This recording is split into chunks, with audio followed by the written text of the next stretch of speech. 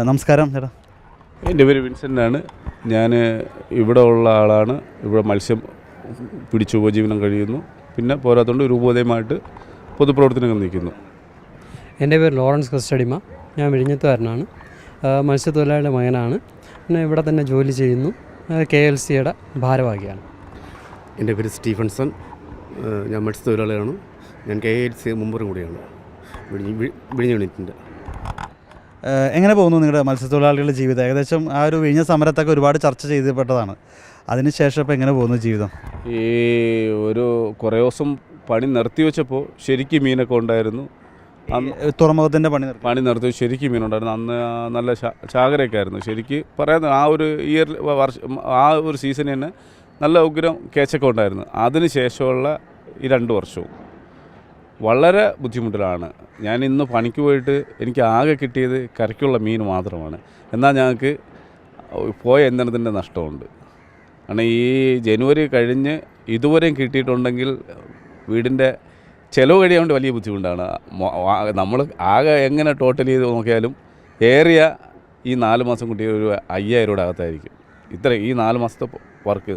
സാധാരണ നമുക്ക് കടല കിട്ടിയ കൊണ്ടാണ് നമ്മൾ ജീവിച്ചു പോകുന്നത്. പക്ഷേ എന്നാൽ നമ്മുടെ ജീവിതം വളരെ ബുദ്ധിമുട്ടിലാണ്. ഇപ്പോൾ ഞങ്ങളുടെ ആളുകളെ പരസ്പരം പറയുന്നത് നമുക്ക് വേറെ എന്ത് തൊഴിൽ ചെയ്യാൻ പറ്റും, ഇതല്ലാതെ ഞങ്ങളുടെ കുട്ടികളെ പഠിപ്പിച്ചാൽ പോലും ഇന്നത്തെ അവസ്ഥ നമുക്ക് നന്നായിട്ട് അറിയാം. ഇന്ത്യയിൽ തന്നെ ഒട്ടുമിക്ക ചെറുപ്പക്കാരും തൊഴിലില്ലാതെ നിൽക്കുകയാണ്. അല്ലെങ്കിൽ സർക്കാർ പുതിയ തൊഴിൽ സംരംഭം ഉണ്ടെങ്കിൽ അവർക്ക് കിട്ടുമെന്ന് അറിയില്ല. പക്ഷേ നല്ല വിദ്യാസമ്പന്ന ആളുകളും വെറുതെ നിൽക്കുമ്പോൾ നമുക്ക് ഇവിടെ തൊഴിൽ കിട്ടും. ആ അവസ്ഥയിലാണ് ഇന്ന് ഞങ്ങൾ നിൽക്കുന്നത്. എന്ന് വെച്ചാൽ അത്രയും ബുദ്ധിമുട്ടാണ്. എല്ലാവരും കൊട്ടിഘോഷിക്കുന്നത് വിഴിഞ്ഞ ഹാർബർ വന്നാൽ നമ്മൾ വലിയ ഇതാണ്. ഈ ഹാർബർ വന്നാൽ മത്സ്യത്തൊഴിലാളി ഞങ്ങൾക്ക് എന്തൊരു നേട്ടം? അവിടെ ഉള്ള ഒരു ടെക്നീഷ്യന്മാർ ഏറിയ 10, 30, 40 പേർക്ക് അതിനുള്ളിൽ പണി കിട്ടും. പിന്നെ പറയുന്ന അതുമായി ബന്ധപ്പെട്ട് കോടിക്കണക്കിന് തൊഴിലവസരം ഉണ്ടാകുന്നത്. എന്താ കോടിക്കണക്കിന് തൊഴിലവസരങ്ങൾ ഉണ്ടാകുന്നത്? ഏത് ആളുകൾക്കാണ് തൊഴിലുണ്ടാകുന്നത്? പിന്നെ ഇത് സർക്കാർ പറഞ്ഞ് ഇന്ത്യ ഒട്ടാക്കുള്ള ജനത്തിന് തൊഴിൽ കൊടുക്കും, 2 ലക്ഷമോ 3 ലക്ഷമോ കൊടുക്കുമെന്ന് പറഞ്ഞു. ആദ്യം ഞങ്ങളുടെ തൊഴിൽ സർക്കാർ പറഞ്ഞത് ഞങ്ങളുടെ വീട്ടിൽ നിന്ന് ഒരാൾക്ക് തൊഴിൽ കൊടുക്കുമെന്ന് പറഞ്ഞു. അത് അവരെ ട്രെയിൻ ചെയ്ത് അവർക്ക് പിന്നെ ഇവിടെ എന്ത് സാധ്യതയാണുള്ളത് അതിന് അർഹമായി അവരെ പ്രാപ്തരാക്കുമെന്ന്. ഇന്നിതുവരെ ഞങ്ങളുടെ ആളുകളെ ഒരാളെപ്പോലും അങ്ങനെ ഒരു ചെയ്യുന്നു എനിക്ക് തോന്നുന്നില്ല. പക്ഷേ ഞങ്ങളോട് പറയുന്നുണ്ട് ഈ കോഴ്സുണ്ട്, ആ കോഴ്സുണ്ട് എന്നാൽ ഞങ്ങളെ ഫീ കൊടുത്ത് പഠിക്കണം. ഈ കോഴ്സ് ഇവർ പറയുന്ന ഈ കോഴ്സ് പുറത്തു പഠിച്ചാൽ ഇത്ര ഫീ കൊടുക്കണ്ട. എന്നാൽ അവർ പറഞ്ഞ് നിങ്ങൾ കുറച്ച് പൈസ ഞങ്ങൾ തരുന്നു, ബാക്കി നിങ്ങൾ ഇട്ടാൽ മതി. അതെല്ലാം ഒരു തട്ടിപ്പാണ്. ശരിക്ക് സാധ്യതയുള്ള കോഴ്സുകളല്ല. എന്നിട്ട് ഞങ്ങൾ തൊഴിൽ കിട്ടുപോയില്ല. അപ്പോഴും പറയണത് ആളുകളെ വിളിച്ച് അതിന് സെലക്ട് ചെയ്തെടുക്കും. പിന്നെ അതെവിടെ പോകുന്നു? അപ്പോൾ എന്തു പറഞ്ഞാലും എല്ലാം കൊണ്ടും ഏറ്റവും കൂടുതൽ ബാധിക്കപ്പെടുന്നത് ഞങ്ങൾക്കാണ്, പ്രദേശവാസികളായ ഞങ്ങൾക്ക്. കാരണം ഇവരിപ്പോൾ ഇത് അവറ്റയുടെ ആൾക്കാരാണ് ഞങ്ങൾ. ഈ അവറ്റയുടെ പ്രദേശത്തേക്ക് കൂടുതൽ ശ്രദ്ധ ചെലുത്തുമ്പോൾ ഞങ്ങളും പറയുന്നത് ഇവിടെ മത്സ്യത്തൊഴിലാളികൾ കട്ടമരം കൊടുക്കുമെന്ന് പറഞ്ഞു. അപ്പോൾ ഞങ്ങളുമായിട്ടൊരു ധാരണ ഉണ്ടാക്കി പറഞ്ഞത് എല്ലാ മത്സ്യത്തൊഴിലാളികൾക്കും ഉടനെ കട്ടമരത്തിൻ്റെ പൈസ കൊടുക്കും. അതും സർക്കാർ ചെയ്തു, കുറച്ച് ഭാഗികമായി ചെയ്തു, പൂർണ്ണമായി ചെയ്തില്ല. അപ്പോൾ സർക്കാർ ചെയ്തെന്ന് വരുത്താൻ വേണ്ടി ഭാഗികമായി ചെയ്തു. മണ്ണെണ്ണയുടെ വിഷയത്തിലും സർക്കാർ ചെയ്തു, പൂർണ്ണമായി ചെയ്തില്ല, ഭാഗികമായി ചെയ്തു. അപ്പോൾ എല്ലാം കൊണ്ടും ഒരു ഭാഗികമായി മുമ്പോട്ട് പോകുന്ന ഒരു സമൂഹമാണ് ഞങ്ങൾ. ഇപ്പോൾ നമുക്കറിയാം ഇന്ത്യയുടെ സർക്കാർ തിരഞ്ഞെടുക്കുന്ന ഒരു ഇലക്ഷൻ കൂടിയാണ് ഈ ഇലക്ഷന് ഞങ്ങൾക്ക് ഞങ്ങളുടെ രൂപതയുടെ നടത്തിപ്പ് തന്നെ അവതാളത്തിലാണ്. കാരണം രൂപതയുടെ ഫണ്ടെന്ന് പറയണത് വാർദ്ധക്യ അച്ഛന്മാരുടെ ചികിത്സ, അവരുടെ ഫുഡ്, അവരുടെ കാര്യങ്ങൾ നോക്കാനെടുക്കാനും സെമിനാരീസ് കുട്ടികളെ പഠിപ്പിക്കാനും ഉപയോഗിക്കുന്ന ഫണ്ടുകൾ 1 രൂപ പോലും ഇന്ന് രൂപതയ്ക്ക് എടുക്കാൻ പറ്റുന്നില്ല. കാരണം അത് കേന്ദ്ര സർക്കാർ ഇന്ന് ഫ്രീസ് ചെയ്ത് വെച്ചേക്കുകയാണ്. ഇനി ഞങ്ങളൊക്കെ 1 രൂപ 2 രൂപ ഈ ഇല്ലായ്മയിൽ നിന്നാണ് ഞങ്ങൾ 1 രൂപ 2 രൂപ ഇട്ട് അതിനൊരു പരിഹാരം കാണണം. അപ്പോൾ ഈ ജനാധിപത്യ രാജ്യത്ത് ഞങ്ങൾക്ക് ഞങ്ങളുടെ ജീവിതത്തിലേക്ക് മുമ്പോട്ട് വേണ്ടി എന്താണ് തടസ്സം? എല്ലാവരും പറയുന്നത് ഇന്ത്യ ജനാധിപത്യ രാജ്യമാണ്, പൂർണ്ണ സ്വതന്ത്രമായിട്ട് മുമ്പോട്ട് പോകണം. സ്വാതന്ത്ര്യം എവിടെയാണ്? ആർക്കാണ് സ്വാതന്ത്ര്യം?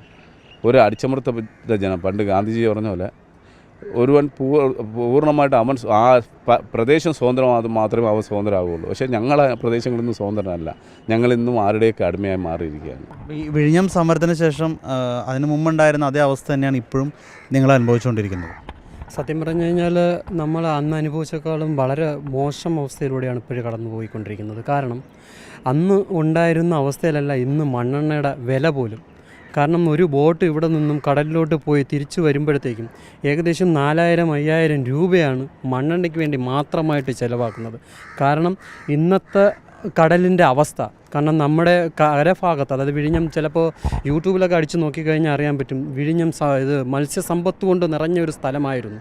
അതായത് നമ്മുടെ ചിപ്പിയും മറ്റ് പാര് ഐറ്റവും എല്ലാം ഉള്ള ഒരു സ്ഥലമായിരുന്നു. ഇന്ന് കല്ലിട്ട് നികത്തിയത് കൊണ്ട് ഒന്നും സംഭവിച്ചില്ല എന്ന് മറ്റുള്ളവർ പറയുമ്പോഴും ഞങ്ങൾക്ക് ഇവിടെ നിന്ന് നഷ്ടമായത് ഞങ്ങളുടെ ഉപജീവനമാണ്. അപ്പോൾ അത് നഷ്ടപ്പെടുമ്പോഴത്തേക്കും ഞങ്ങൾക്ക് ഒരുപാട്, ഞങ്ങളുടെ ഫാമിലി ഒരുപാട് എഫക്റ്റ് ചെയ്യുന്നു. കാരണം ഞങ്ങളുടെ മക്കളെ വിദ്യാഭ്യാസത്തിന് അയക്കാൻ തന്നെ ഞങ്ങൾക്ക് നിത്യം ജോലിക്ക് പോയി കിട്ടുന്ന കാശ് കൊണ്ടാണ്. ആ കാശ് ഞങ്ങൾക്ക് കിട്ടാതാകുന്നുണ്ട്.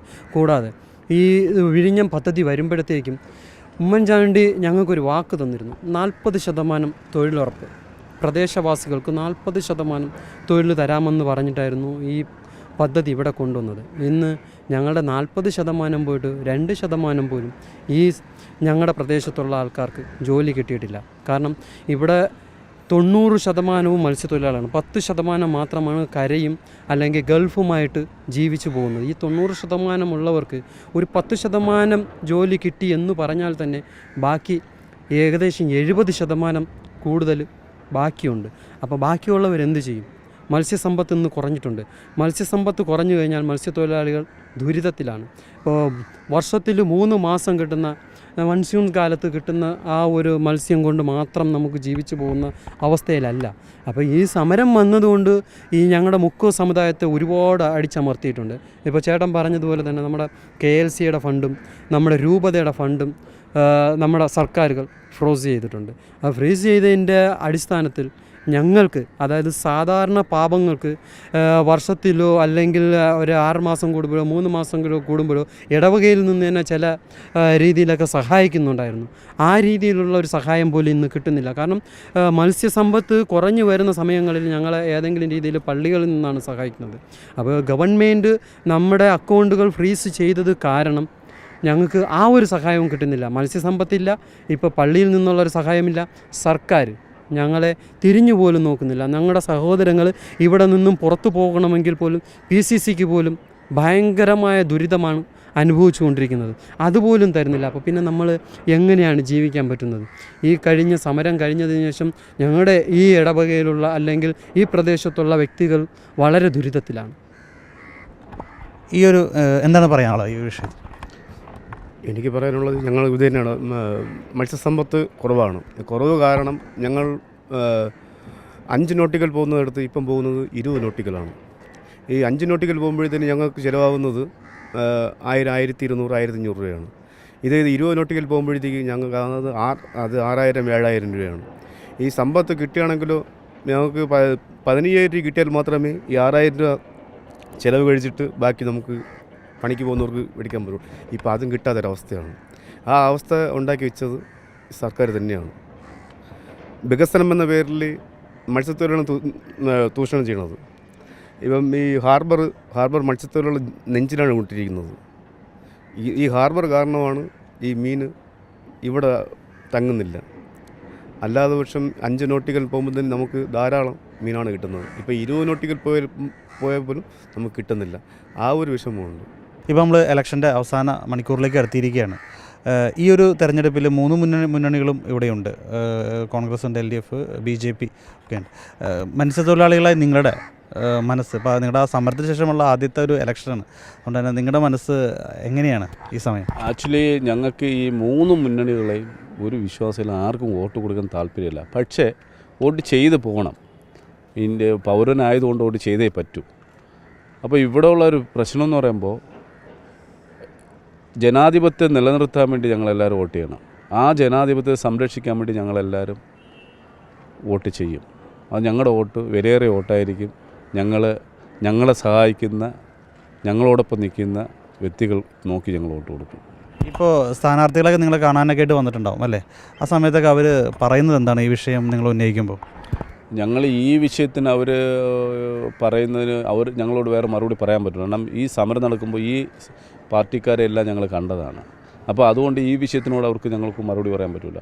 അവർ പിന്നെയുള്ള വിഷയങ്ങളൊക്കെ ഞങ്ങളോട് അത് ഇത് ചെയ്യുന്നത് പറയുന്നുണ്ട്, ഞങ്ങളത് കേൾക്കുന്നുണ്ട്. ഞങ്ങളെല്ലാ സ്ഥാനാർത്ഥികളോടും ഞങ്ങൾ സംസാരിക്കും, എല്ലാം ചെയ്യുന്നുണ്ട്. പക്ഷേ ഇവിടെ ഞങ്ങൾക്ക് വലിയ വിഷമത്തോട് പറയുന്നതാണ്, ഇന്ത്യ ഗവൺമെൻറ് മത്സ്യമേഖലയ്ക്കൊരു പിന്നെ മിനിസ്ട്രി തന്നെ ഉണ്ടാക്കി.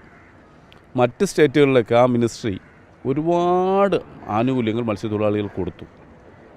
എന്നാൽ ഇവിടെ കൊടുത്തിട്ടുള്ളത് വളരെ തുച്ഛമാണ്. അവിടെ ഒരു ജില്ലയിൽ തന്നെ 500-600 യാനങ്ങൾ സബ്സിഡി ഇനത്തിൽ ലോൺ കൊടുത്തു. അത് 5 ലക്ഷം മുതൽ 1 കോടി രൂപ വരെ ഉള്ള യാനങ്ങൾ എടുക്കാനാണ്. 40%, 60% തിരിച്ചടവും 40% ഗവൺമെൻറ്റും. എന്നാൽ കേരളത്തിൽ ആകെ കൊടുത്തിട്ടുള്ളത് വെറും 332 പേർക്കാണ്. മറ്റ് ജില്ലകൾ നോക്കുമ്പോൾ അതല്ല, ഓരോ ജില്ലയ്ക്ക്, മറ്റ് സ്റ്റേറ്റുകൾ നോക്കുമ്പോൾ അങ്ങനെയല്ല, ഓരോ ജില്ലയ്ക്കാണ് കൊടുത്തിരിക്കുന്നത്. അതൊക്കെ മത്സ്യത്തൊഴിലാളികൾ ചെയ്യുന്ന അവഗണനയാണ്. ഞങ്ങളെന്ത് പിഴച്ചു? ഒരേ പൗരന് അവർക്ക് ഇഷ്ടമുള്ള ആളുകൾ തിരഞ്ഞെടുക്കേണ്ട അവർ അവകാശമാണ്. നിങ്ങൾ വോട്ട് ചെയ്തില്ല ഞങ്ങൾക്ക് എന്ന് പറഞ്ഞ ആ ഒരു നയത്തിനോട് ഞങ്ങൾക്ക് യോജിപ്പില്ല. ജനാധിപത്യം പുലരണമെങ്കിൽ, മതേതരം സംരക്ഷിക്കണമെങ്കിൽ നമുക്ക് മതേതരം കാത്തു സൂക്ഷിക്കുന്ന ആളുകളെ വരാൻ വേണ്ടി ആഗ്രഹിക്കുന്നുള്ളൂ. അതാണ് ഞങ്ങളുടെ സംഘടനയുടെയും അജണ്ടയും പ്രവർത്തനവും അതാണ്.